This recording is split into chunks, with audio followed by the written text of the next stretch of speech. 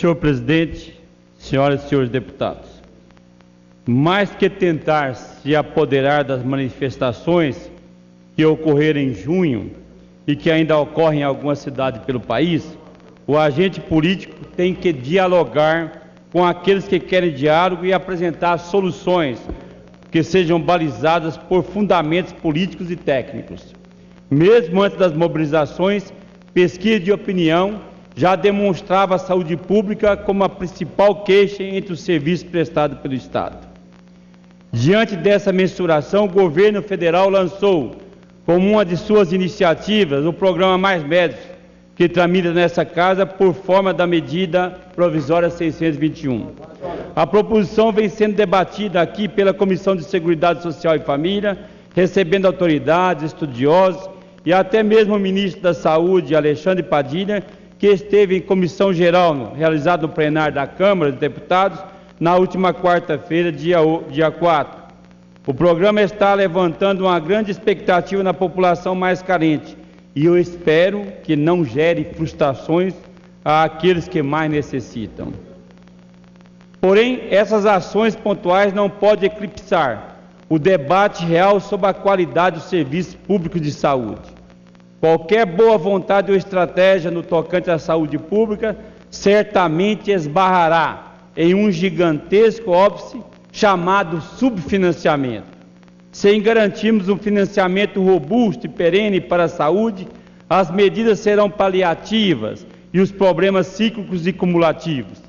Desde meu primeiro mandato, participo como militante membro da Frente Parlamentar da Saúde e, neste fórum, levantamos a bandeira de fixar um percentual da receita líquida da União para a área, assim como já acontece com os estados, obrigado por lei a destinar 12% e município responsável por 15%. A atual regra para o governo federal significa um marco da derrota daqueles que lutam com seriedade para alocar recursos à saúde pública. A União tem de destinar a soma entre o que foi empenhado no ano anterior e a variação nominal do PIB, Produto Interno Bruto. Com a economia crescendo pouco, investimos o valor exíguo para a saúde pública e quem enfrenta as piores das situações certamente são os mais pobres. Não há lógica que explique o porquê dos outros dois entes da federação terem suas receitas rigorosamente definidas e o ente que mais arrecada com a regra tão marota. O subfinanciamento da saúde pública tem um lastro histórico que teve início no final dos anos 1980. Mesmo preconizado pela Constituição Federal que a União deveria investir no mínimo 30% do orçamento da chamada Seguridade Social, essa regra nunca foi cumprida. Se o governo federal respeitasse essa regra, nesse ano teríamos disponíveis para o Sistema Único de Saúde 111 bilhões a mais do que os pacos 84 bilhões previstos. Em 1993, o Ministério da Saúde perdeu mais da metade do seu orçamento quando as contribuições previdenciárias foram retiradas da base de cálculo dos recursos para a área. Em 1996, a criação da Contribuição Provisória sobre Movimentação Financeira, a CPMF, de alento, passou a ser revoltante quando sua arrecadação começou a atender outras prioridades do governo e não a saúde pública. Em 2000, a PEC 169 substituiu o que normatizava a nossa Constituição e criou a atual regra de vinculação dos investimentos em saúde, a chamada variação nominal do PIB. Na década de 90, já fica evidente a deteriorização do nosso sistema público de saúde, que não acompanha o crescimento da população, não oferta serviços públicos de qualidade, não investe em tecnologia e proporciona o aumento das filas e da espera em detrimento do número de leitos. No mesmo período, já se apontava a priorização pelo governo federal dos planos privados por meio de renúncias fiscais e contratação de planos particulares para funcionários públicos. Neste contexto, estados e principalmente os municípios, onde as pessoas moram e cobram direito de seus representantes, mesmo com percentuais das suas receitas contingenciadas, aplicam muito mais para atender as demandas em saúde. respectivamente. Esses entes aplicam, em média, 14% nos estados e 21%, em média, os municípios. Vossa Excelência, permite uma parte, novo deputado. É inadmissível a não fixação de um percentual para o primo rico, para a União, aplicar em saúde pública. Uma parte ao deputado Geraldo Rezende, grande Vossa Excelência amigo, Mauro faz, Benevides. Vossa Excelência faz na tarde de hoje uma retrospectiva da questão da saúde no Brasil, com essas variações orçamentárias, que Vossa Excelência cita naquela precedência de época em época, de ano a ano, mostrando, portanto, ser um profundo conhecedor dessa temática, médico que é, e para honra nossa, formada na Universidade Federal do Ceará, na Faculdade de Medicina. Mas eu pergunto a Vossa Excelência, e essa nossa decisão recente, garantindo mais 25% dos royalties de petróleo para a área de saúde, essa quantia que se presume ponderável, ela será suficiente para, naturalmente, fazer face a essas exigências de uma nova realidade brasileira no campo da saúde? É a pergunta que faço chegar a Vossa Excelência no momento do seu brilhante pronunciamento na tarde de hoje. Incorpora o seu pronunciamento, a sua intervenção no meu pronunciamento, e já daqui a pouco já responderei ao vosso questionamento. A participação da União com investimento em saúde vem diminuindo ao longo do tempo. Em 1980, o governo federal era responsável por 75% desses gastos. Já no ano de 2011, esse investimento passou para 45%. No mesmo período, os estados passaram de 18% para 26%, e os municípios, que aplicavam apenas 7%, para 29% dos investimentos em saúde. Utilizando como paradigma o PIB, temos outra prova de que, proporcionalmente, o aporte de recursos vem se deteriorando. Em média, de 1995 a 2011, os gastos em saúde pública realizados pelo Estado brasileiro representavam 8,37% do PIB. Já de 2002 a 2009, essa porcentagem caiu para 7,1%.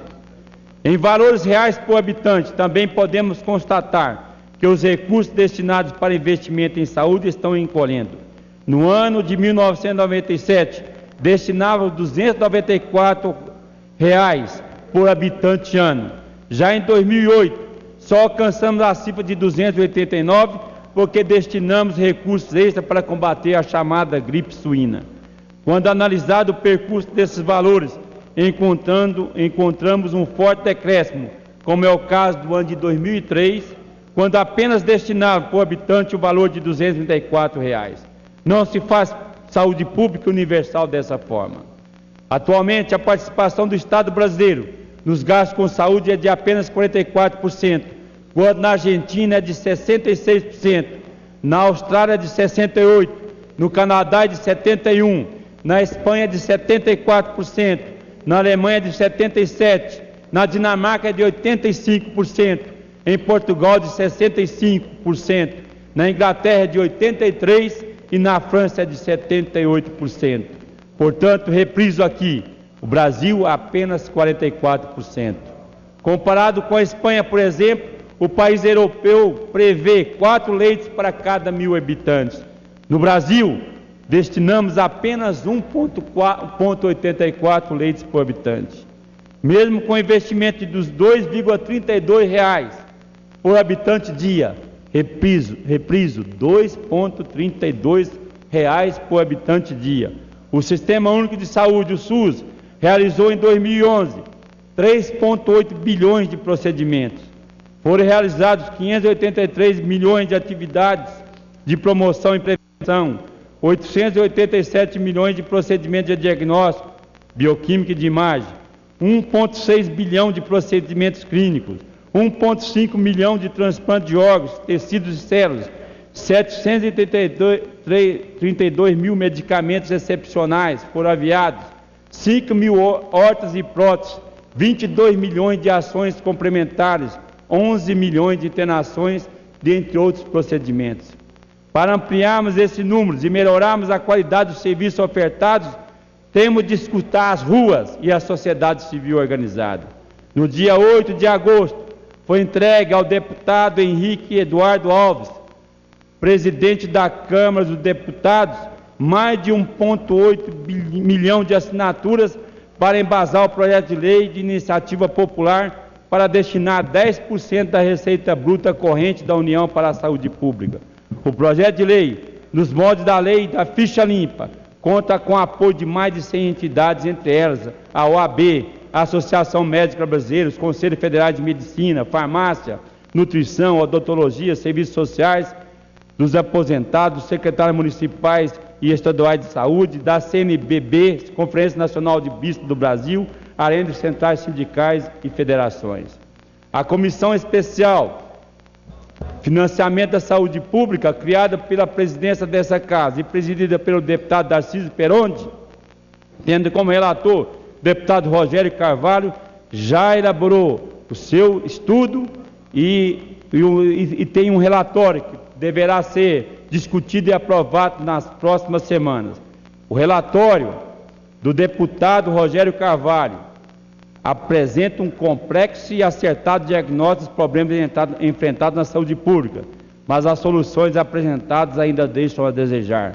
Fazendo um paralelo com o paciente, o diagnóstico foi completo, mas falta o remédio adequado. Existe tramitando nessa casa os projetos de lei 123/2012 e 124/2012, de autoria dos deputados Darcísio Peronde e Eleusis Paiva, respectivamente, os quais apresentam uma proposta que também vem como sugestão das ruas, ou seja, alocar 10% da receita bruta da União para investimentos em saúde.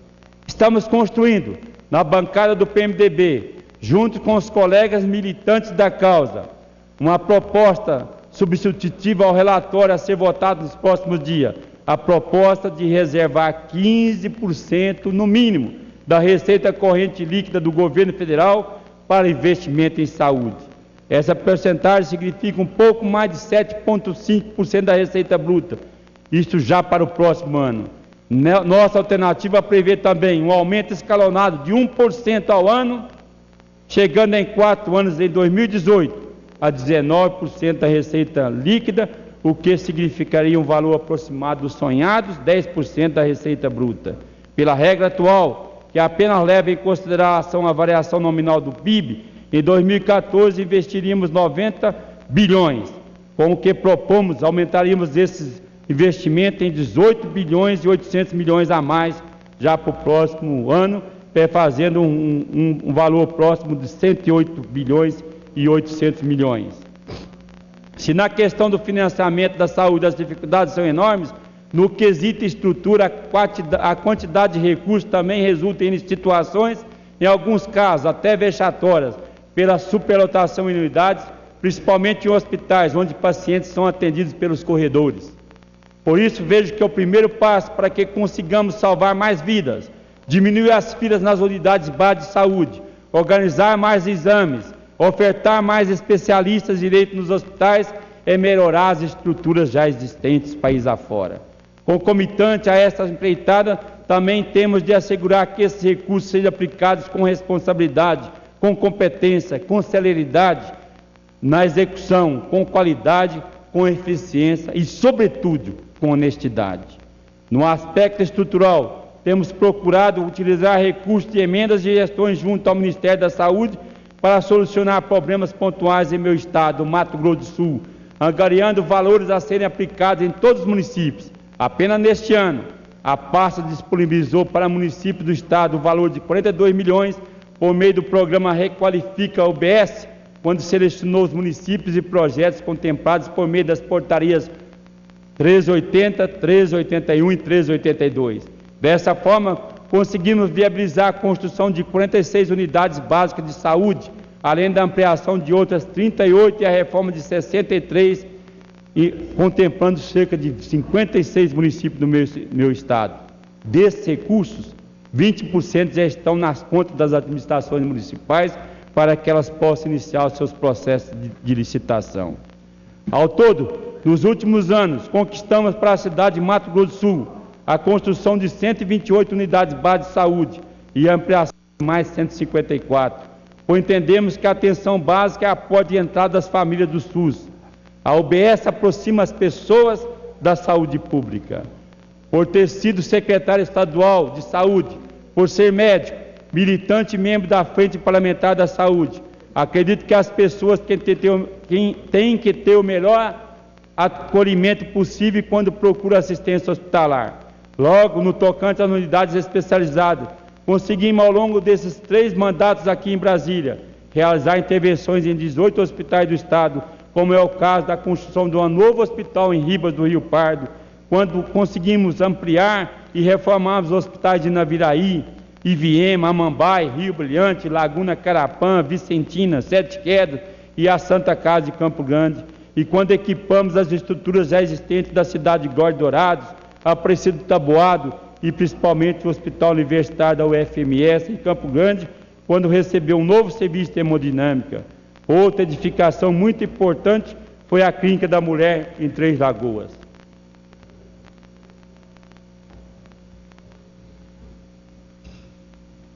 Outra vitória, senhor presidente, para a saúde pública no meu estado, por meio do nosso mandato, foi a viabilização em 2007 de recursos da ordem de 2,2 milhões junto ao governo federal e à prefeitura municipal para a reabilitação do Hospital da Vida de Dourados.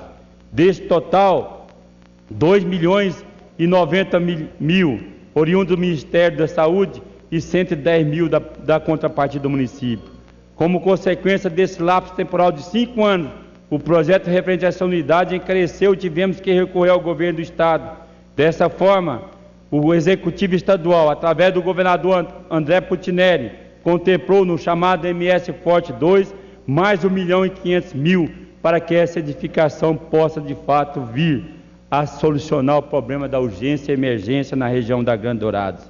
Também já viabilizamos 3 milhões para a aquisição de mais equipamento para essa unidade especializada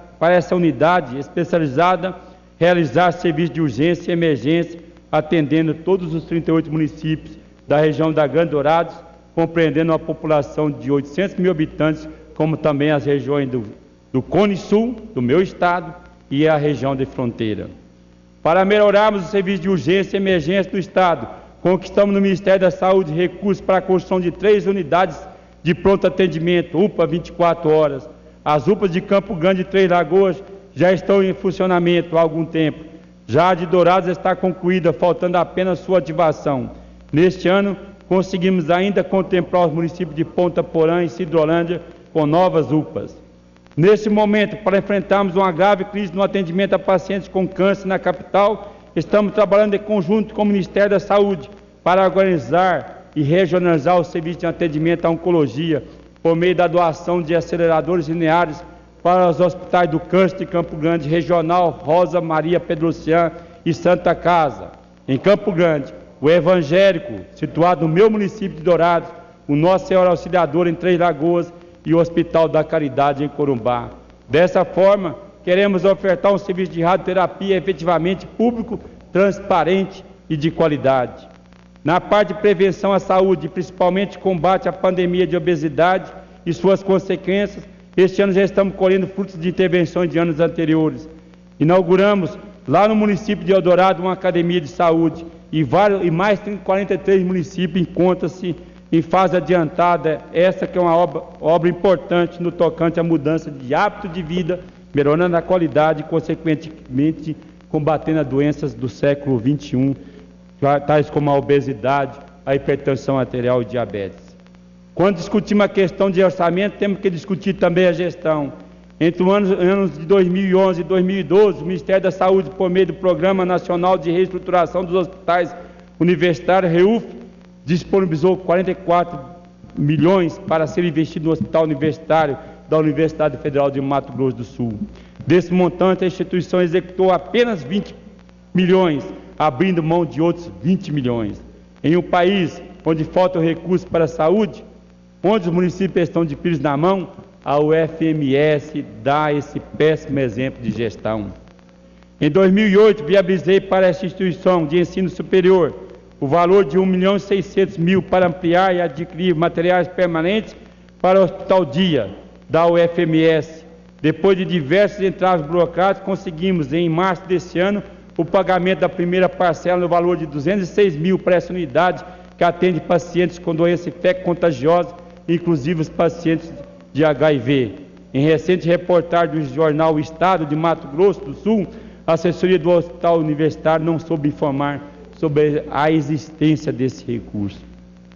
A dificuldade de gestão também acontece com o Hospital Universitário da UFGD, em Dourados, Universidade Federal da Grande Dourados.